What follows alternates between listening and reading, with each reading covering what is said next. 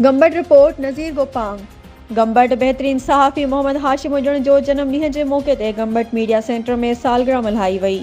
उन मौक़े ते गंबट मीडिया सेंटर जी सिथ पारां सहाफ़ी मोहम्मद हाशिम हुजण खे गुलनि जा हार ऐं टोपी अजरक जा तोहफ़ा ॾिना विया, जंहिंमें महिमान ख़ासि उस्ताद आसिफ लाखाई, सीनियर सहाफ़ी अजीब अहमद लाखो, कामरेड सिकंदर चांडी ऐं ॿियनि वॾे अंग में शिरकत कई।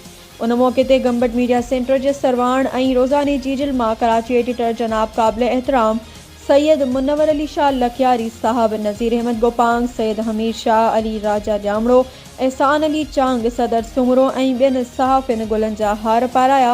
उन मौक़े ते मोहम्मद हाशिम हुजण ॻाल्हाईंदे चयो त मां गंबट मीडिया सेंटर जो तमामु घणो थोराइतो आहियां, जिन मूंखे मान बख़्शियो आहे।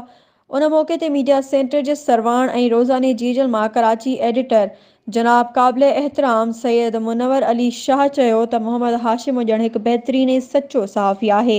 हुन हर ग़रीब बेपहुच माण्हुनि जो आवाज़ आला ऐवाननि ताईं पहुचायो आहे। संदसि लाइ वॾी ॼमार लाइ दुआ पिणु घुरी वई।